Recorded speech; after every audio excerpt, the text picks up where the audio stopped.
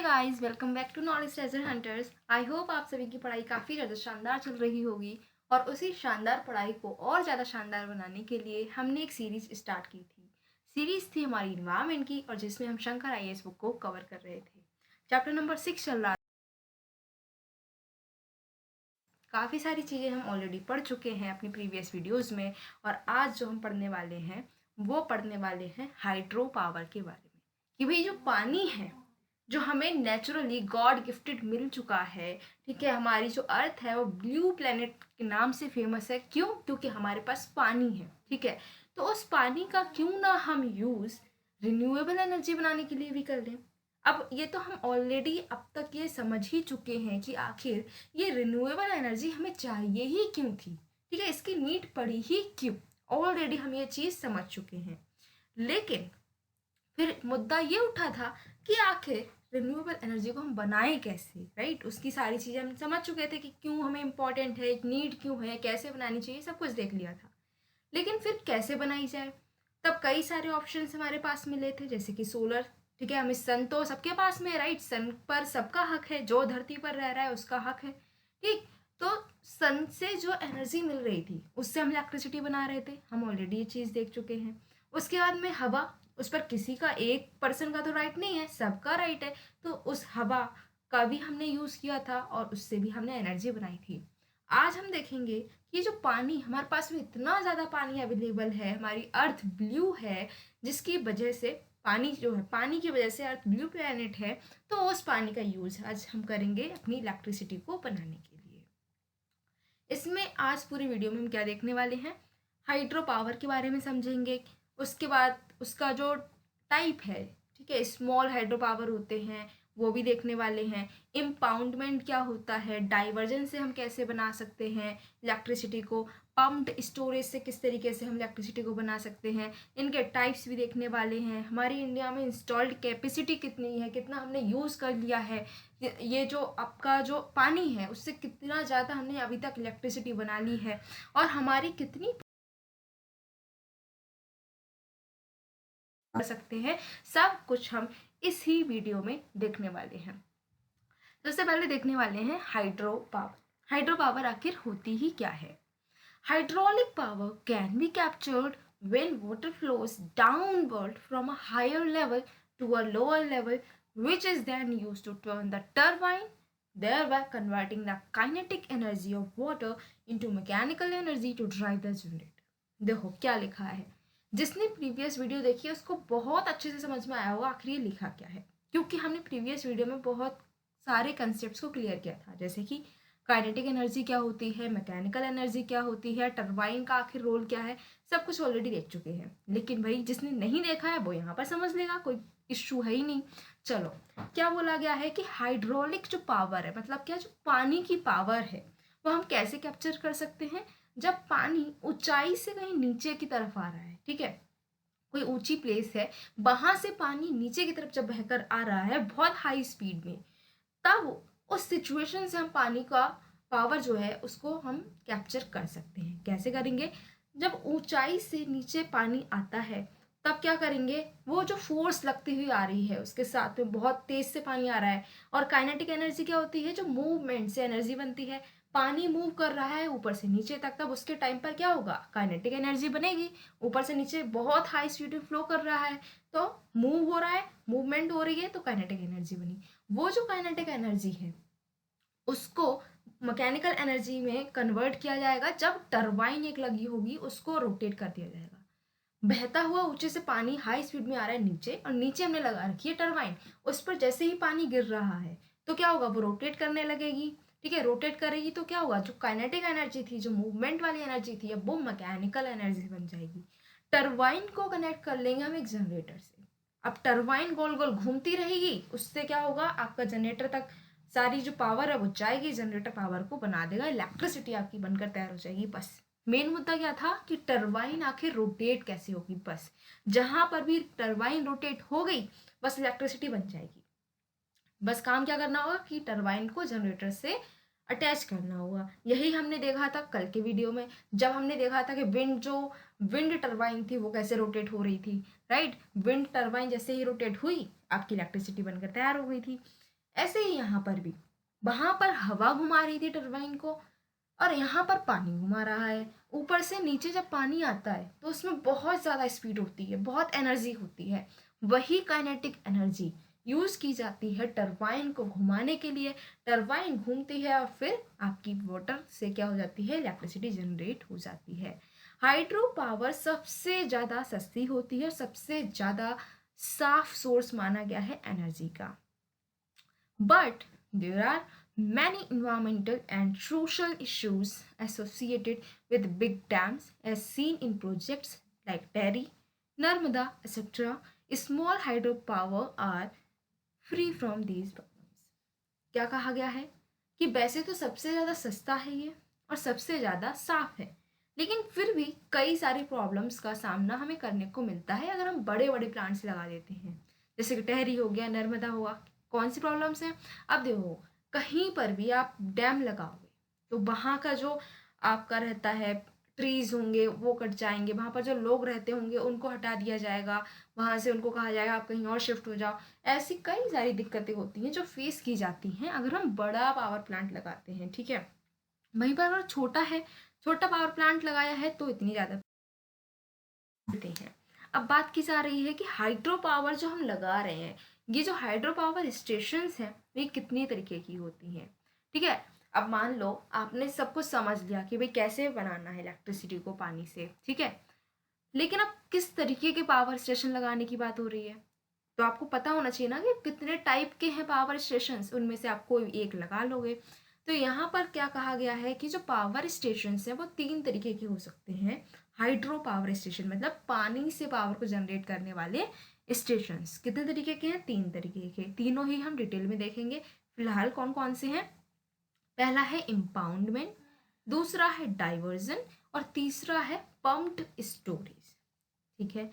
कुछ hydro power plants ऐसे होते हैं जो डैम, कुछ ऐसे होते हैं जो डैम्स का यूज नहीं करते हैं। तीनों को डिटेल में देखने वाले हैं। चलो पहले पहला नंबर का देख लेते हैं, वो है आपका इम्पाउंडमेंट। इम्पाउंडमेंट क्या होता है?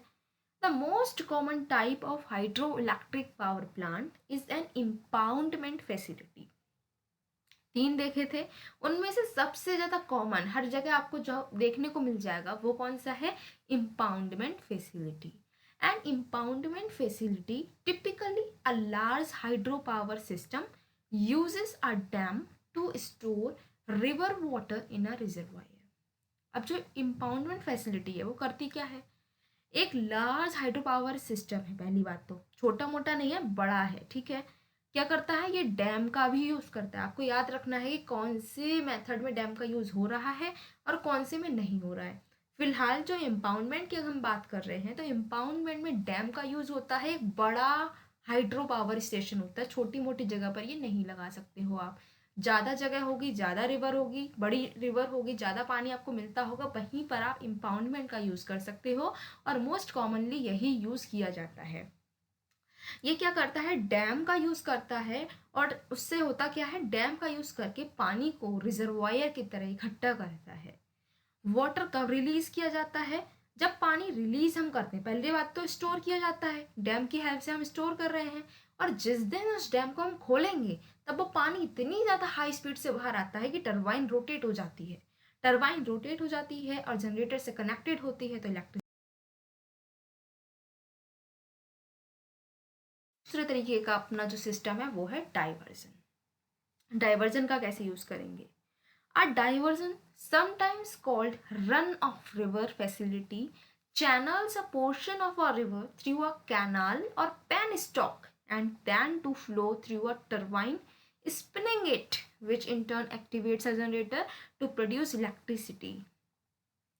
क्या बोला गया है कि ये क्या करता है? एक मान लो सिंपल सी रिवर जा रही है, चौड़ी सी ज़्यादा बड़ी सी रिवर जा रही है, हमें उससे मतलब नहीं। हमने क्या करा? उस रिवर में से कैनाल निकाल दी साइड से, ठीक है। अब वो कैनाल निकाल दी है, वहां से पानी जा रहा है। अब देखो, चौड़ी जगह से अगर पानी जा रहा है, ठीक है, एक बड़ा सा पाइप लगा दो आप, उसमें से पानी लेकर जाओगे तो कम प्रेशर में होगा।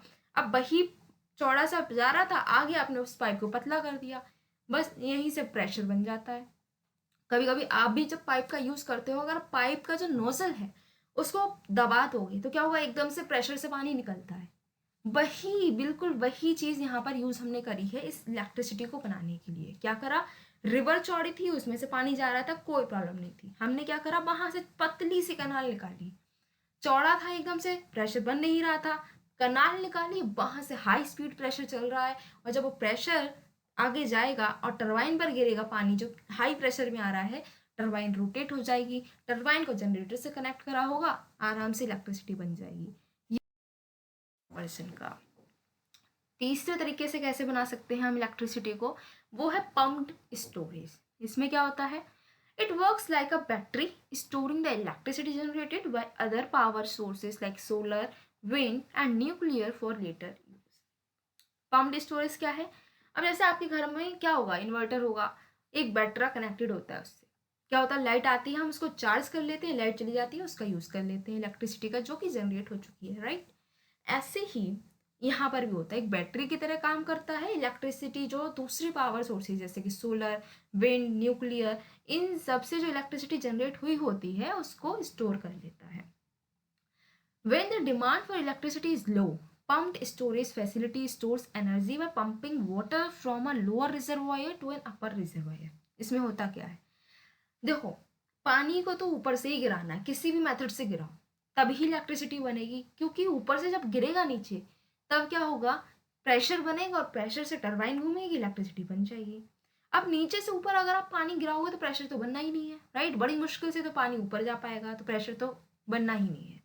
इसीलिए यहाँ पर क्या किया जाता है, जब इलेक्ट्रिसिटी की डिमांड नहीं होती है, जब हमें इलेक्ट्रिसिटी अभी नहीं चाहिए, तब हम क्या करते हैं कि अभी डिमांड नहीं है, पानी ज़्यादा है, तो पानी को ऊपर स्टोर करते हैं, किसी अपर एरिया में जाकर स्टोर कर देते हैं पानी को। और जब इलेक्ट्रिसिटी की डिमांड आती है, जो ऊपर पानी स्टोर किया था हमने, उस पानी को रिलीज कर देते हैं, पानी ऊपर से एकदम से नीचे आता है और बहुत प्रेशर जनरेट होता है। इतना प्रेशर जब टरबाइन पर पड़ता है, पानी जो बहुत प्रेशर में आ रहा है टरबाइन पर पड़ेगा, टरबाइन घूमेगी। नेक्स्ट बात करते हैं स्मॉल हाइड्रो पावर की। Small hydro is defined as any hydropower project which has an installed capacity of less than 25 megawatt. अब कोई भी पावर प्लांट है, वो बड़ा क्यों है, छोटा क्यों है, कैसे हम डिसाइड करेंगे कि ये चीज़ बड़ी है, ये चीज़ छोटी है, कुछ पैरामीटर होता है, राइट। तो यहाँ पर भी एक पैरामीटर है, कोई हाइड्रो पावर है उसको हम स्मॉल हाइड्रो पावर कब बोलेंगे, जब उसकी कैपेसिटी कितनी हो, 25 मेगावाट से कम है। अगर उसकी कैपेसिटी 25 मेगावाट से कम रहती है, तब हम बोल देते हैं कि ये हाइड्रो पावर क्या है, स्मॉल हाइड्रो पावर है।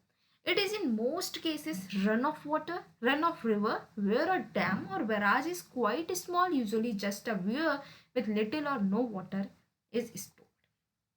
अब छोटे छोटे हाइड्रो पावर हैं, तो हो सकता है डैम हो या डैम ना भी हो, और अगर डैम बनाया भी होगा आपने तो बहुत कम पानी उसमें होगा, या फिर पानी स्टोर भी नहीं होगा, छोटा सा डैम बना होगा, ठीक है, तब हम उसको बोल देते हैं स्मॉल हाइड्रो पावर। और इसमें मोस्ट केसेस में हम कौन सा तरीका अपनाते हैं, इसमें रन ऑफ रिवर, जो रिवर थी उसके जो साइड से कैनाल निकाली थी हमने, वो वाला सिस्टम हम यहाँ पर यूज करते हैं।